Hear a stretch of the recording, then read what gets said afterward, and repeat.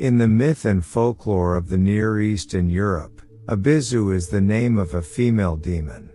Abyzou was blamed for miscarriages and infant mortality and was said to be motivated by envy, Greek, phthanos, as she herself was infertile. In the Jewish tradition she is identified with Lilith, in Coptic Egypt with Alabasandria, and in Byzantine culture with Jilu, but in various texts surviving from the syncretic magical practice of antiquity and the early medieval era she is said to have many or virtually innumerable names. Abyzou, also spelled Abyzou, Abyzou, Obizuth, Obizuth, Bizou etc., is pictured on amulets with fish or serpent-like attributes.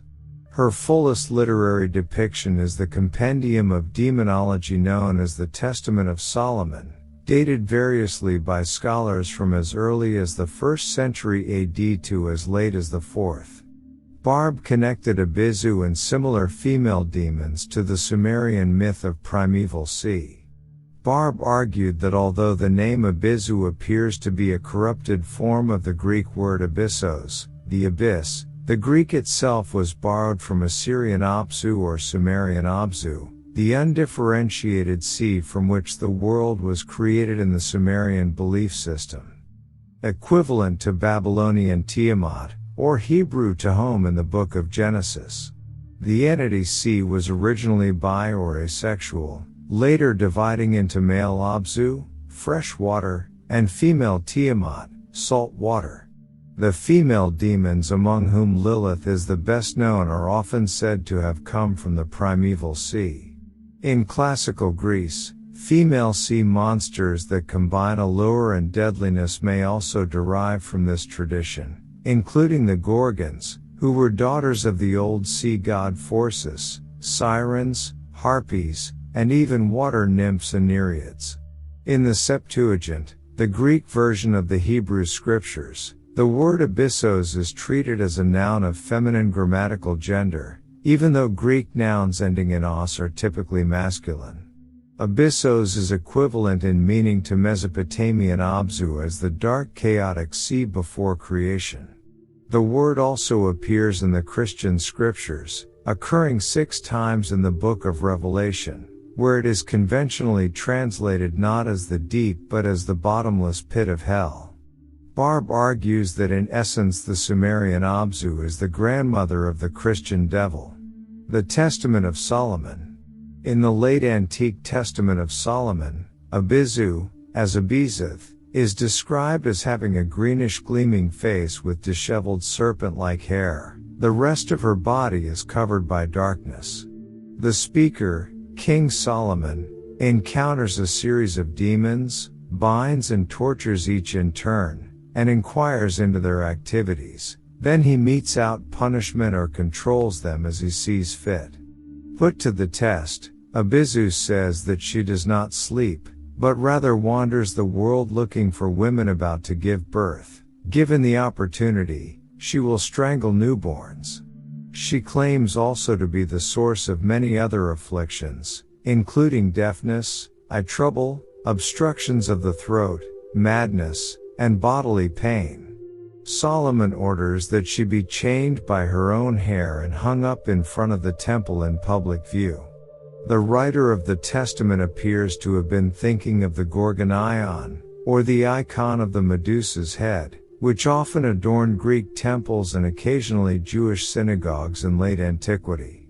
Envy is a theme in the Testament, and during his interrogation by the king, Beelzebub himself asserts that he inspires envy among humans. Among the succession of demons bound and questioned, the personification of envy is described as headless, and motivated by the need to steal another's head. I grasp in an instant a man's head, and put it on myself. As with envy's Sisyphean efforts to replace his head, Abyzou, Obizuth, cannot rest until she steals a child each night. On medical amulets. On the inscribed healing amulets of the Near Eastern and European magico-medical tradition, illness or affliction is often personified and addressed directly, The practitioner may be instructed to inscribe or chant a phrase that orders the ailment to depart, for example, flee, fever. The ailment may also be conceived of as caused by a demon, who must be identified correctly by name and commanded to depart. In this mode, magico-healing practice bears comparison to exorcism. Abyzou is depicted and named on several early Byzantine bronze amulets. With her hands tied behind her back, she kneels as she is whipped by a standing figure, identified as Solomon or Arlaf, called a Pharof in the Testament of Solomon and identified with the Archangel Raphael. On one amulet, the figure is labeled as Arlaf, but an inscription reads the seal of Solomon, is, with the bearer, I am Noscum. The reverse inscription is written within an Ouroboros, the symbol of a snake biting its tail to form a circle, flee, flee, Abyzou, from, Sicinios and Sicinia, the voracious dog dwells here.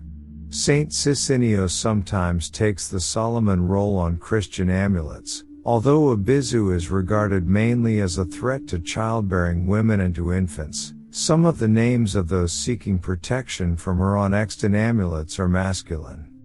Medieval amulets show a variation on this iconography, with Abyzou trampled underfoot by a horseman. The rider is identified again either as Solomon or Arlaf. One example depicts the rider as Sicinios, with the demon named as both Abyzou and an Aberdalia, and an angel named Araph, for Arlaf, standing by with one raised wing. The medieval lead amulets that show the rider subduing the female often have a main image that resembles a gorgonion and is likely a womb symbol, Hystera. The names of Abyzou. In one magic-related text, the Archangel Michael confronts Abyzou and compels her to tell him the 40 names that can control her. In magico-religious practice, the knowledge of the secret name of a deity, divine force, or demon offers power over that entity. In the Testament of Solomon, the demon herself declares that she has 10,000s of names and forms, and that Raphael is her antithesis. She says that if her name is written on a scrap of papyrus when a woman is about to give birth, I shall flee from them to the other world. Variants on the name of Abyzou appear frequently in charms in languages such as Ancient Greek, Hebrew, and Romanian.